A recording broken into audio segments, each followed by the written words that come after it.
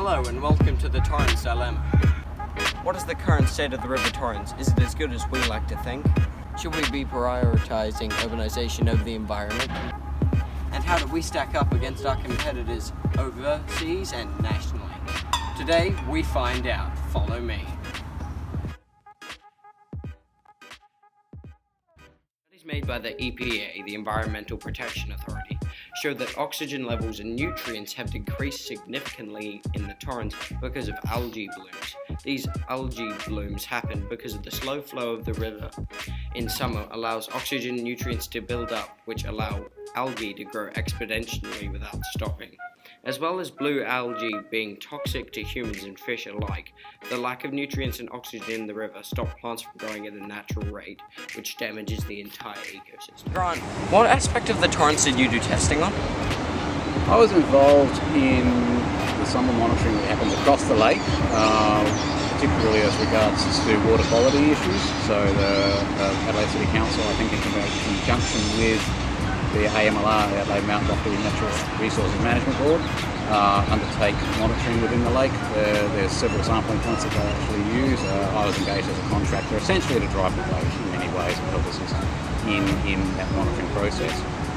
We've also been engaged here to look at data analysis of some of that water quality data, looking at the relationship between physical and environmental data and the signatures for microalgal growth within the lake.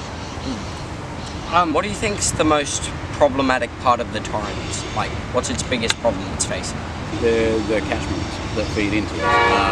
As stormwater catchments within urban areas are notoriously poor in terms of water quality, in terms of what goes into them. There's a lot of hard surface, there's a lot of wash of debris, and you get a lot more high energy water, so the water's moving a lot faster than you would normally have in a natural environment. That tends to wash a lot of debris into the lake, both large scale and small scale, which has the effect of promoting the capacity for algal growth. As a stagnant or sitting water body, particularly in Adelaide where we don't get a lot of summer rain, there's not a lot of flushing through naturally of the lake, particularly during the summer period, and so the lake can get warmer and still, like as in very stable, and that is a high risk area for algal growth, algal blooms. Which is why the monitoring actually happens in summer as opposed to winter. Bits of this process could be immeasurable in the long run, revitalising the tourism industry around the river, giving a boost for local businesses and governments.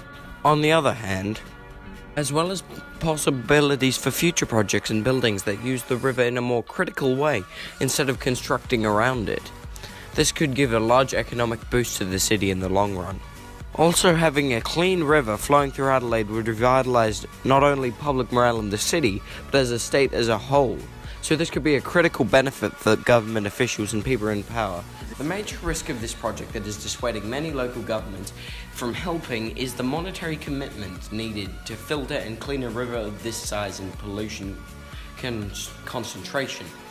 The federal government has already given a $1 million loan to try and drudge up the metropolitan area of the river around the CBD and remove the silt from the river, but much more will be needed to even get close to cleaning the entire river.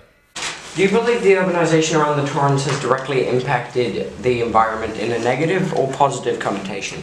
I think it's definitely had a negative effect on the River Torrens itself. You can see by the quality of the water. It's filthy, you can't swim there, you can't go in there. I think if you do fall in there you have to get your stomach pumped, and that's directly from the pollution and runoff from the surrounding buildings. It is getting a lot better. You're not allowed to obviously dump anything in the Torrens anymore, but the lingering effects from past businesses definitely have affected the state of the Torrens. But in saying that, the Torrens, before the weir was there, it was more of just a creek, so there never really was a big river, or I wouldn't even still call it a river now, but compared to what it used to be before the weir was there. So yeah, it is more of a man-made river. Do you believe the Torrens Bridge that goes over the Torrens, do you think the output of cars and the rubber from the tyres, do you think that could have affected the river? Yeah, definitely that would have an effect on the river's health. Probably not as much as some of the businesses that used to be on the Torrens, that the pollution would have leached into the river through the ground soil. That's probably had more of an effect, but the cars definitely would have an effect on it. The Torrens and the Yarra River are similar, both being heavily polluted in the past, and in the Torrens case, still in the present. The Yarra River is a large waterway that runs directly through Melbourne. This is directly comparable to the Torrens in situation, place and problem. The Yarra's main problem was cross-contamination of sewage and drinking water. The Yarra was able to fix this by building a filtration plant for the sewage runoff to stop contaminating the river. This could be directly applied to the Torrens by making a filtration plant upstream away from the CBD to dredge up more of the garbage and still polluting the river's ecosystem. Instead of the Yarra's sewage, it could be our pollution. And it's important to take the past experiences of other places and other people because they can be crucial in helping our river succeed. As a person of authority on Adelaide's waterways, what do you think the main problem is facing the Torrens? I think the Torrens, being a really industrialised catchment, has issues in terms of managing stormwater runoff, water quality, but then also in the upper catchment has issues looking at how you manage nutrient input into the system, and a lot of work's been done over the last 10, 20, 30 years to improve the upper catchment management.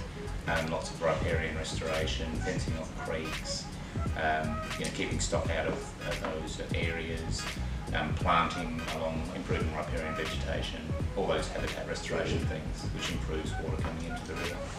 Do you think we could input other filters to stop smaller debris from the catchments upstream during winter when it rains heavily? Because small debris flushes into the Torrens, which pollutes it. Do you think we could add filters upstream in those catchments to stop such an input? I guess that varies where you are in the catchment. So upstream, one of the best things you can do is like simple fencing off the river area and then replanting that with vegetation that acts as a natural filter. So that's the really effective way to do that. The main issue there is animal feces, nutrients from agricultural areas coming in, and setting those areas aside can really help with that and be quite effective. Down in the urbanised area, you're looking at things like trash racks, that type of thing, which we have a series of already, and so the Adelaide Mount Lofty Natural Resources Management Board and local government do a lot of work collecting sort of gross size litter and pollutants from that catchment. To be said that not everything about this situation is looking bleak. There are already strategies underway to help the river, and there are solutions to the problems it's facing. The Torrens Lake Algae Control Plan is a strategy to lower the concentration of blue-green algae in the river.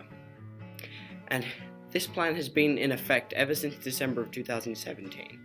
It works by flushing the river with fresh water, thus removing the large amounts of algae buildup, so it can't become harmful to humans and animals.